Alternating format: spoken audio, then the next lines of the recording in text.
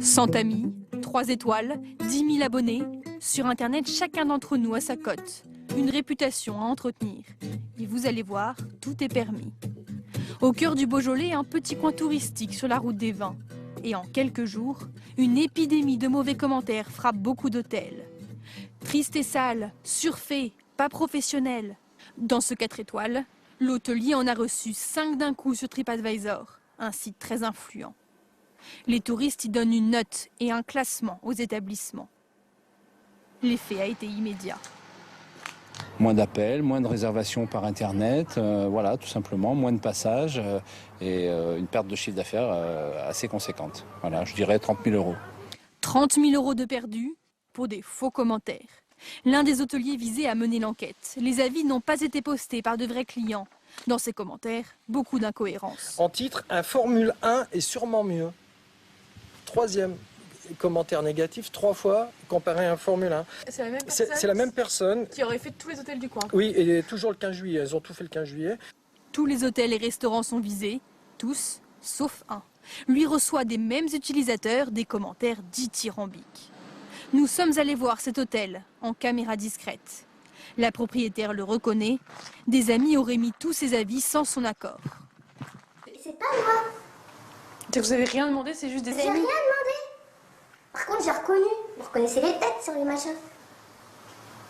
Donc vous saviez que c'était des gens que vous connaissiez. Bah oui, les gens ont fait ça bêtement, puisque là, ils ont rien caché, je les ai reconnus. Car pour poster des avis sur TripAdvisor, pas besoin d'avoir été client. Écœuré par ce système, Norbert Westenink l'avoue. Pour garder une bonne réputation, il lui est aussi arrivé de tricher. Alors comme j'avais eu 2 mauvais avis, j'ai donc demandé à des amis de poster des bons avis pour les mettre en 2e page. Donc ça, ici on est sur un faux avis. Ça c'est une amie quoi. C'est une amie. Sur Internet, près de la moitié des avis seraient faux. Et il n'y a pas que les avis. Le nombre de vues YouTube, de mentions j'aime sur Facebook, d'abonnés, tout ce qui fait votre réputation sur la toile peut être manipulé. Oui, sur Internet, on peut même acheter des amis. Nous l'avons testé en créant un compte Twitter pour l'occasion. Voilà, je viens de me créer un compte au nom de rien, je n'ai mis aucun commentaire, aucun détail. Pour l'instant, personne ne connaît cette page. Je décide simplement de me faire connaître, de me créer une réputation en m'achetant des fans. Des fans, des abonnés, tout peut s'acheter sur des sites spécialisés qui ont pignon sur rue. Je commande 150 nouveaux amis qui vont suivre mon compte, on les appelle des followers. Pour 10 €, on me les promet en moins de 3 jours.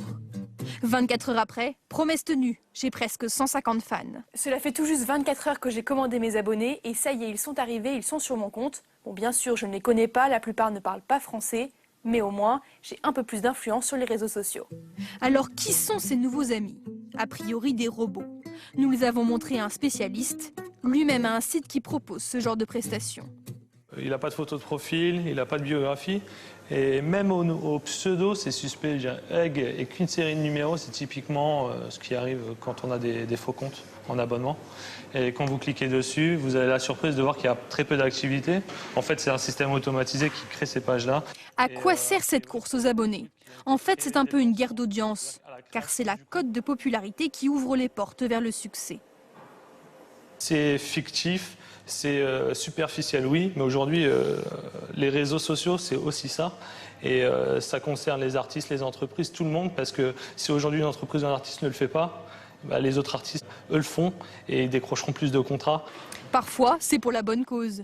Voici l'auteur d'un des best-sellers de l'année. Et pour elle, tout a commencé sur Internet. En 2012, Agnès Martin-Lugan ne trouve pas d'éditeur pour son premier livre. Elle le publie exclusivement en ligne. Elle n'achète rien, mais donne un petit coup de pouce au destin. Donc je rameute un peu mon réseau, famille, amis à ce moment-là, en leur demandant s'ils pouvaient être sympas et d'essayer de le télécharger dans les 24-48 heures qui suivaient la mise en ligne pour essayer de rentrer dans le top 100 Amazon. Et puis tout ça a fait des petits et au bout de 3 semaines, je me suis retrouvée première des ventes. Et cette fois, un éditeur, un vrai, la repère et la publie. La version Internet du bouche à oreille, où chacun peut dire ce qu'il veut, mais où personne n'est obligé de le croire.